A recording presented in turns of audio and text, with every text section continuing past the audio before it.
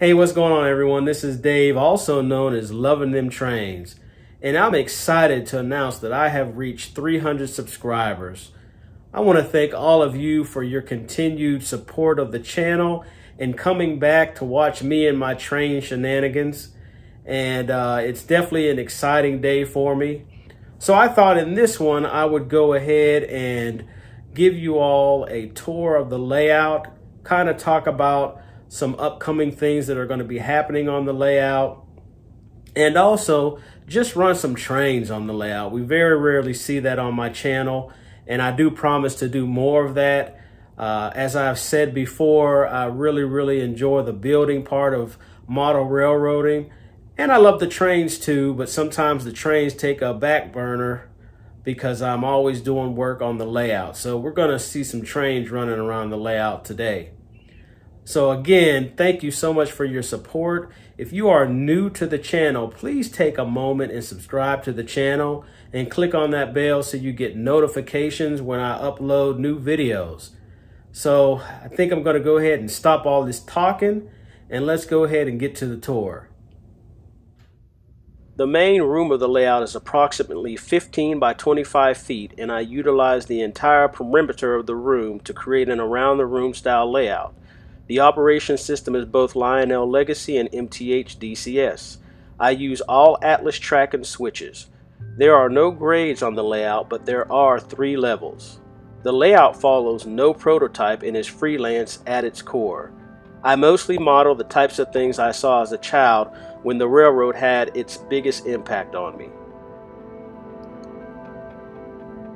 Here I am inside the layout facing the entrance to the room. This first area is what you will see on the right hand side when entering the layout. You get a sneak peek at the second town scene in its early stages. I'm experimenting with building placement. As I pan to the left, you get a view of the river, yard, the far rear area where I'm currently storing a coal train, a steel mill backdrop, most notably the huge truss bridge. As I continue, you see several other scenic and structural details such as the coal tipple and overpass. Both of these light up and need to eventually be wired. The yard itself needs to be touched up, which will happen after I finish the signal installation on the layout.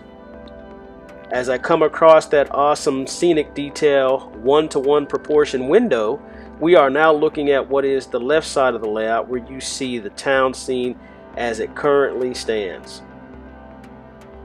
Now here's a ground level look at the yard, lower level, and the berm I have created for scenic interest. The blue tape you see on the tracks are there as markers that assist with identifying blocks for the installation of the signaling system. It will eventually be removed. Now you get a quick view of my control panel, which also houses my MTH Z4000 transformer, legacy base, and DCS systems.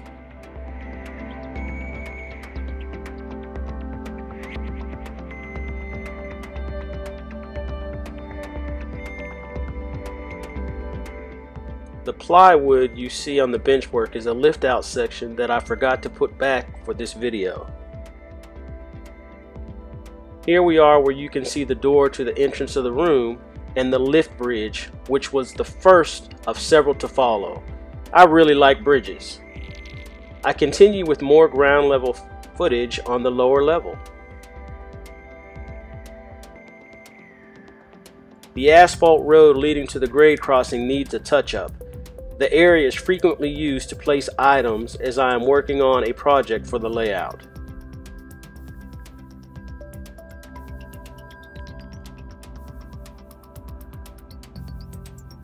Here's a pan across the main town scene on the layout. You see this area on the left when entering the room.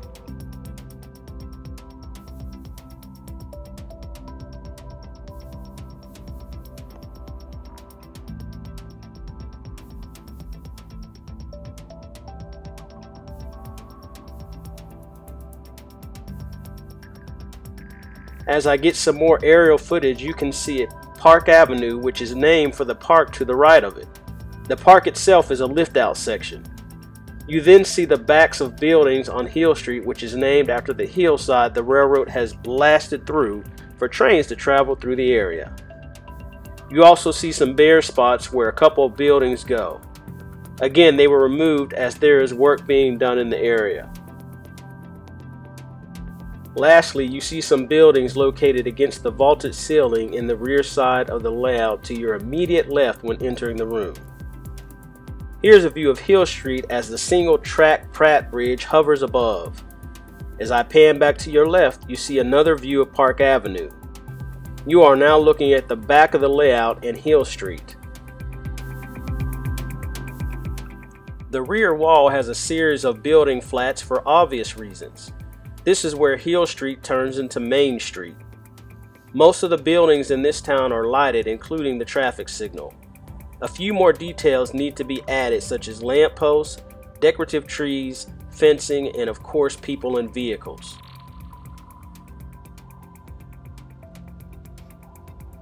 Here's another pan from the left of the gorge. You see the cobblestone road and the small pond leading from the creek in the park that still needs water.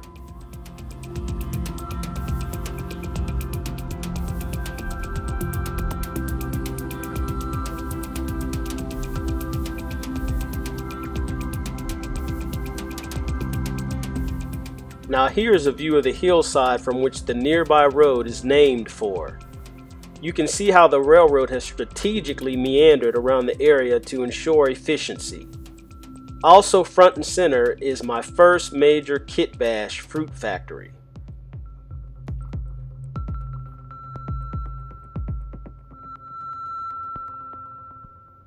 Now for an overview of the entire town.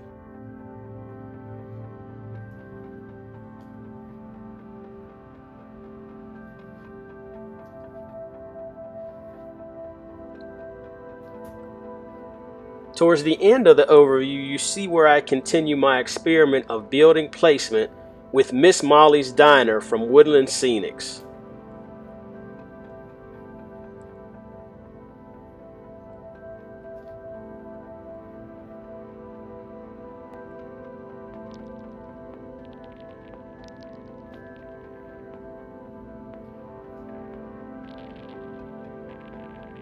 There she goes. I'm not sure if this will be its home or not. To close off this part of the tour, you will see the lift bridge from another angle.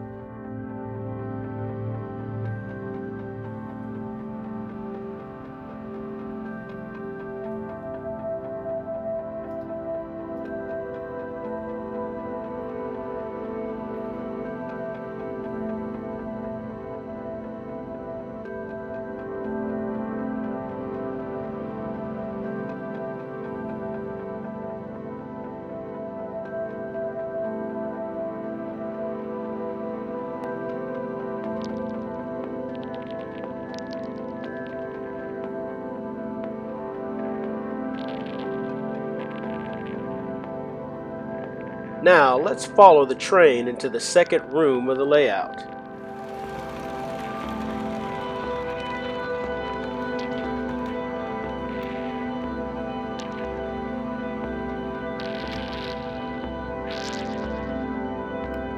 I am now inside the layout facing the entrance as I pan to the right. The room is 11 by 12 feet and satisfied my itch to have 2-rail O-scale. I use all Atlas track and switches. I use the NCE system to operate the layout. The layout is nothing more than an oblong oval with a few spurs. I have also utilized the closet space to add a few more switching possibilities. You see the 3-rail system on the lower level with the lift bridge that traverses it across the aisleway and where it makes the entrance into the room through the tunnel.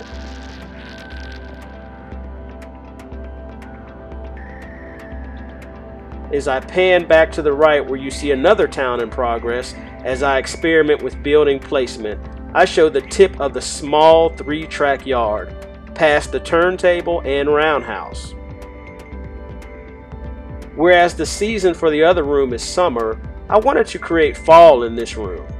One half of the layout is early to mid-fall and the other is late fall.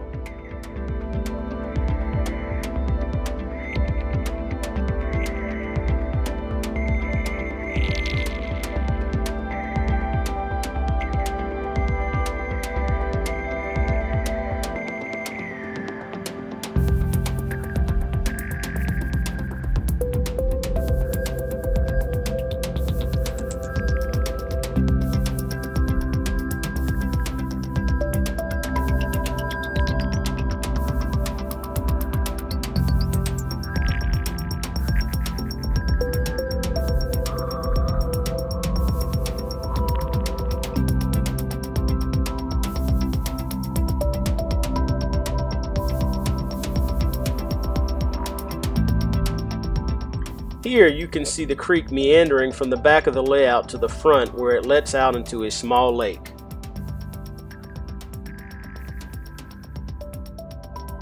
Here you get a look at how the track goes into the closet area to the small switching district. There is much work to be done, and I will document that work in a future video.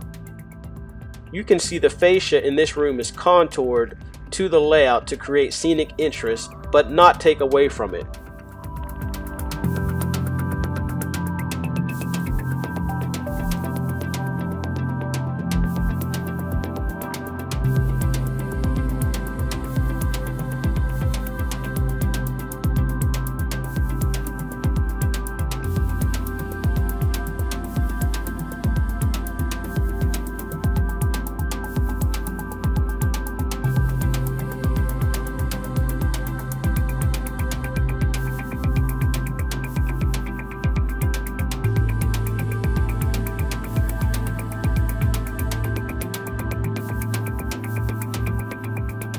I have storage room under and above the switching area, even in this small space. This was a brief overview of the layout. I will continue to share work being done around the layout as more areas get to near complete status. Now let's run some trains.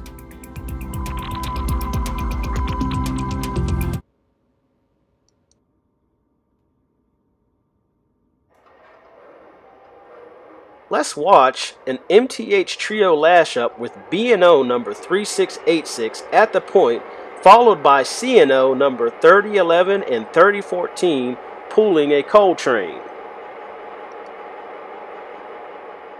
I will include more specific information about each unit in the area below.